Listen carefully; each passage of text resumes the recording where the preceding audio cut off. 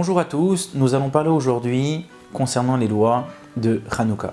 Nous savons tous que nous devons allumer les bougies de Hanouka pendant 8 jours. La question est de savoir quand est-ce que nous devons allumer les bougies de Hanouka. La halakha nous dit dans le chapitre 672 du Shulchan Aruch que nous devons allumer les bougies de Hanouka à partir de la sortie des étoiles.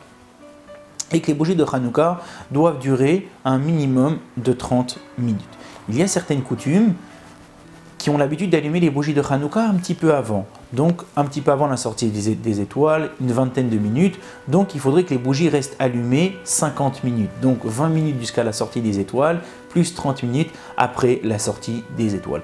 Si une personne est dans un cas de force majeure où il n'a pas le choix, il sera obligé d'allumer les bougies de Hanouka avant, le Shulchan Aruch tranche qu'il pourra allumer les bougies de Hanouka à partir du Plag Mincha. Donc on va donner les horaires de Plag Mincha cette année, donc 5781 pour Paris, c'est à peu près 16h15. Donc si une personne n'a pas le choix, il sera obligé d'allumer à partir de cette heure-là, il ne pourra pas allumer plus tard. Donc le Shulchan Aruch le autorisera d'allumer les bougies à partir du Plag Mincha. Où nous mettons les bougies de Hanouka. Il y a certaines coutumes qui ont l'habitude de mettre les bougies de Hanouka à la fenêtre. D'autres qui ont l'habitude de mettre les bougies de Hanouka à la porte lorsque nous rentrons.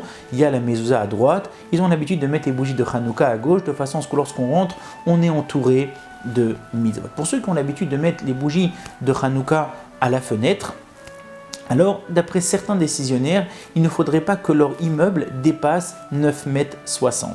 Si leur immeuble dépasse 9,60 m, alors ça ne sert plus à rien parce que la fenêtre c'est pour que les gens voient, mais lorsqu'on passe les 9,60 m, ça ne sert plus à rien. D'après d'autres décisionnaires, comme par exemple le Rav Wosner dans son livre Shevet HaLevi, tome 4, réponse 65, dit que s'il y a du vis-à-vis d'immeuble, donc il sera dans certains cas autorisé d'allumer à la fenêtre. En tout cas, pour ceux qui ont l'habitude d'allumer dans la maison même, donc il faudra la mettre lorsqu'on rentre du côté gauche, comme ça lorsqu'on rentre il y a la mezouza à droite et les bougies de Hanouka à gauche. Si ils ne peuvent pas allumer du côté gauche parce que il n'y a pas la place, donc il faudra allumer les bougies de Hanouka dans un endroit qui sera différent dont on a l'habitude d'allumer les bougies de Shabbat durant toute l'année, où on n'a pas l'habitude d'allumer les bougies en règle générale de façon à ce qu'on crée une certaine nuance, et dans le langage de la halakha, on appelle ça un équerre, une différence pour qu'on sache que c'est les bougies de Hanouka. Quelle est la taille justement d'allumer les bougies de Hanouka? Le Shulchan Aruch nous dit qu'il faudra allumer les bougies de Hanouka à partir de 24 cm du sol. Donc pas plus bas que 24 cm jusqu'à 80 cm. Donc entre 24 et entre 80 cm. Plus que cela, plus de 80 cm, ça sera cachère, jusqu'à 9,60 m. Au-dessus de 9,60 m, ça ne sera pas cachère. Donc si une personne a une très grande Hanoukia, s'il allumera les bougies au-dessus de 9,60 m, évidemment que ça ne sera pas cachère. Concernant si une personne habite dans un immeuble, on l'a déjà évoqué tout à l'heure, est-ce qu'il devra allumer et comment il devra allumer.